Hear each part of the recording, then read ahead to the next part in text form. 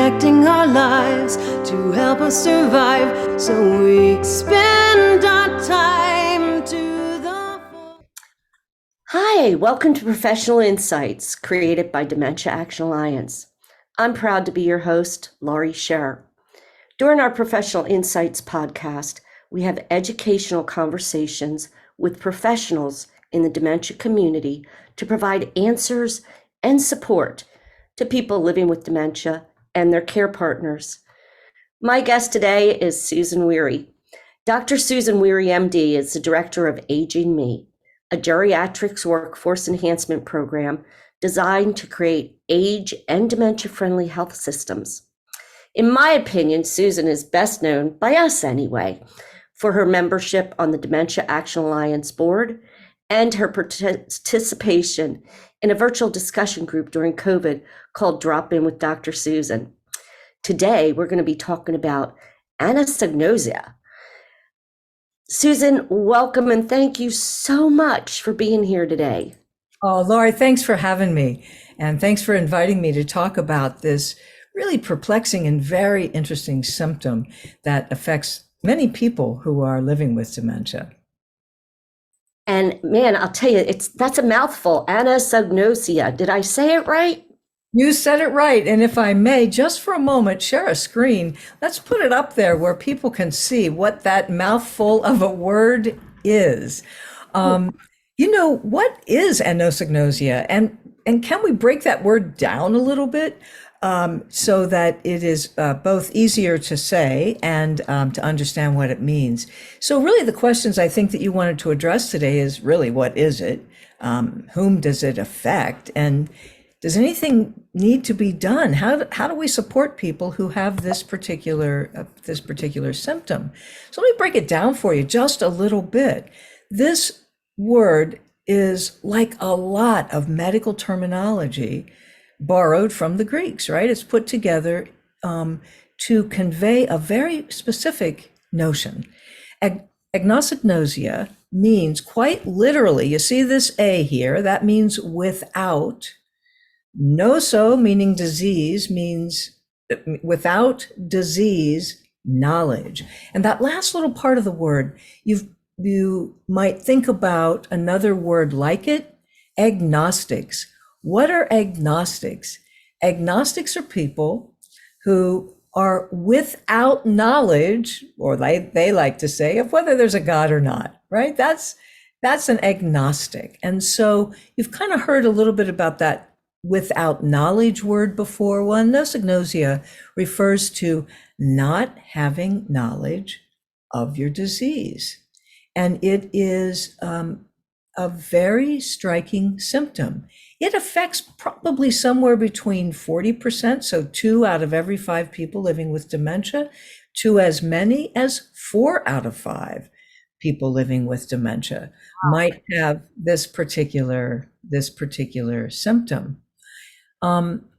This term was first used, I was telling Laurie, in 1914 by a guy named Babinski, very famous neurologist, who noticed that people who had had a right-sided stroke couldn't move the left side of their body developed something called left-sided neglect, because they didn't recognize their own paralysis.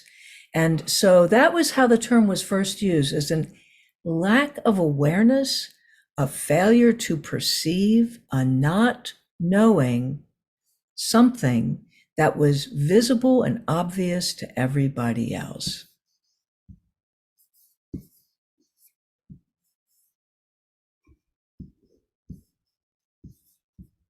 Okay. Wow. I think I like saying without disease knowledge rather than anosognosia, but thank you for sharing that.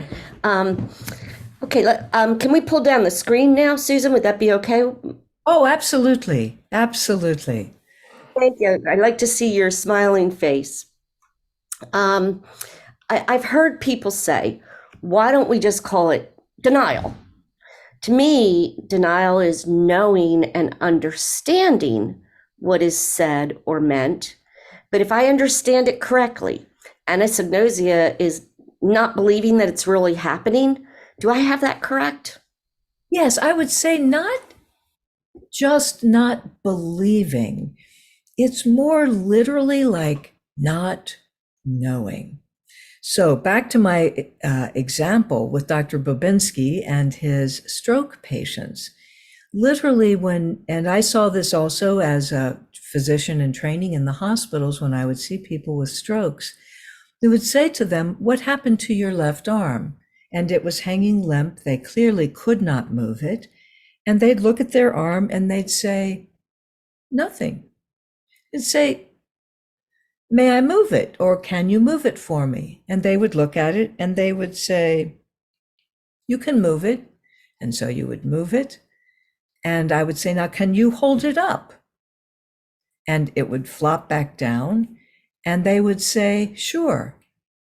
And I was saying to Lori earlier, it is so jolting when you first encounter this because a person seems with it, aware, able to use language, knowledgeable in so many ways, but of themselves and of this change in their body, they don't know.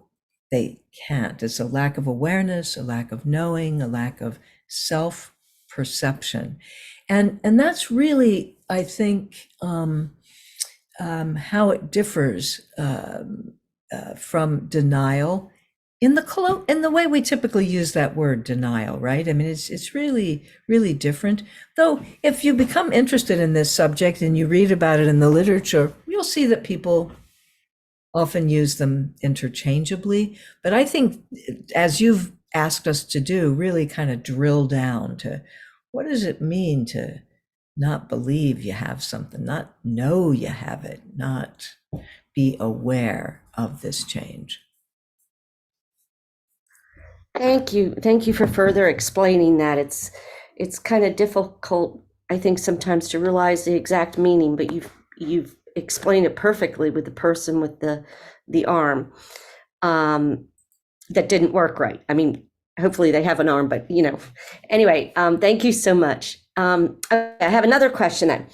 Is anosognosia related to an entire symptom or can it be partial? For example, can I understand I have dementia, but not understand that I've become extremely combative or agitated? Or maybe I don't really think that I repeat myself, although I'm often told I do. Does it hit all the symptoms or can it impact just part of the symptoms? Great question, Laurie. And it can impact all, or it can impact just one. A person, for example, just as you so nicely said it, can know they have dementia. They can say, "I have dementia," but they might even say something like, "But it doesn't affect my memory." And their family member will be standing there, sort of looking quizzically and saying, "Well, that's actually exactly what it affects." And they say, "Oh no, my memory's still good." And you can begin to see where these isolated symptoms or isolated lack of awareness to symptoms could make certain decisions very challenging, right? Around driving, around making financial decisions, around really appreciating both the nature of the problem and its consequences. So can be partial, can be full. And you would still use the same term to describe it. That makes it challenging. And I think I've seen many cases, and I'll use myself, where I do not realize I repeat myself. To me, I don't. And yet my cousin was here visiting from Oregon and she said, "You continuously repeat yourself." I said, "I do?" And then she threatened to tape record me so I could hear it back. I said, no, don't do that. But I know I have dementia. It's obvious in some ways that I have dementia, but that's an area, I guess I don't hear myself do that. Mm-hmm. And therefore, to me, it doesn't exist. Mm-hmm. So I can see that. Thank you. Thank you for expressing that. Well, so tell me this then. How do we best support someone who has this symptom? And is there any treatment? Yeah, there's not treatment per se. There's not treatment in terms of cognitive rehabilitation. There is not treatment in terms of a medication for sure. And that's true kind of whatever disorder is causing your anosognosia, because it happens to people with serious mental illness. It happens to people with traumatic brain injuries, because it's the part of the brain that you need for awareness, right? And for knowledge and for integrating that doesn't work. And so that's true for people, as I said, with dementia for any causes and many other conditions. And there's no treatment in the sense of medication. And cognitive rehabilitation doesn't really work for this either, because again, you don't have the part of the brain working well that is needed to sort of take it in. So what do?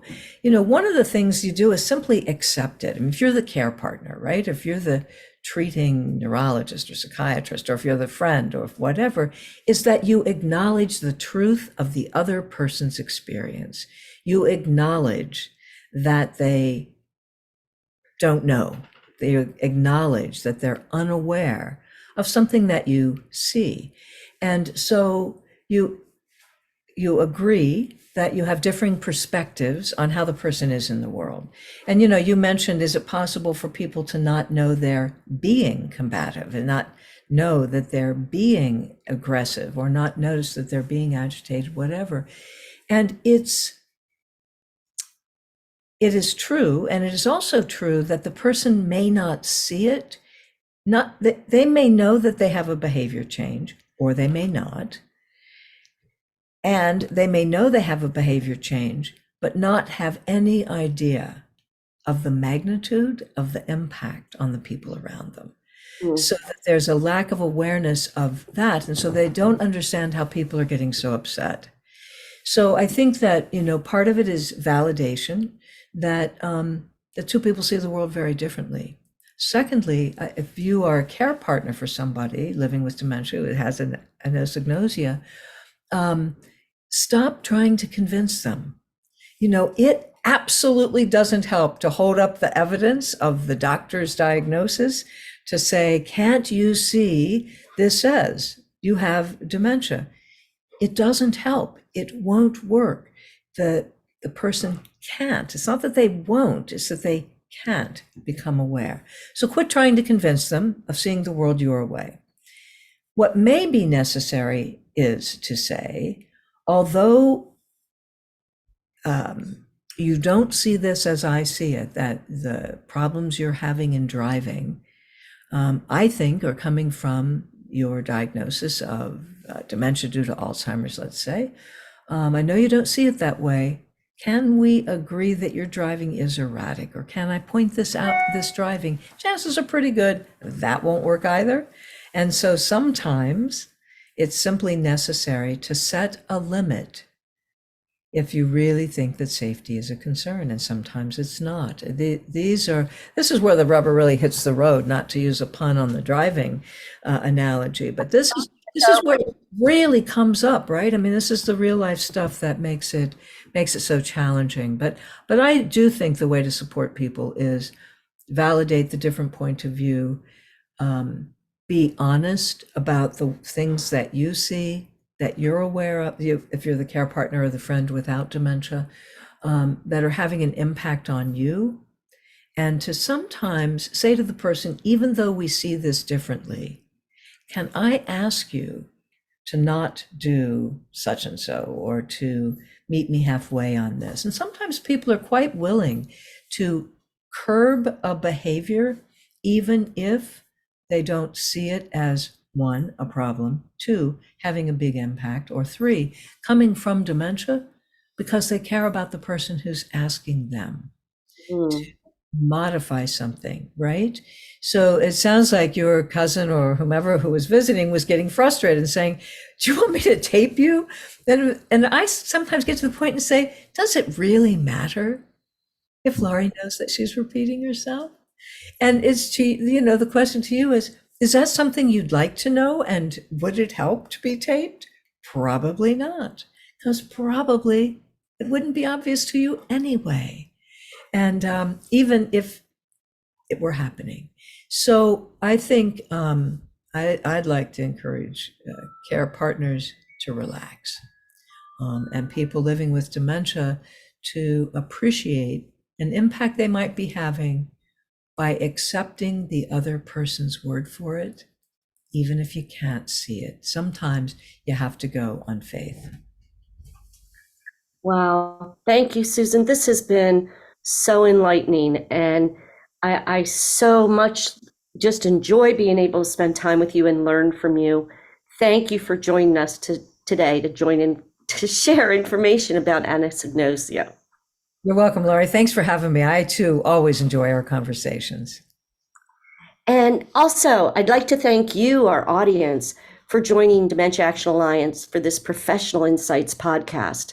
Please visit our website, daanow.org, to view other podcasts, find valuable resources, and find ways to connect with other people living with dementia through our virtual discussion and engagement groups. Dementia Action Alliance is committed to enhancing lives, connecting people, and increasing understanding.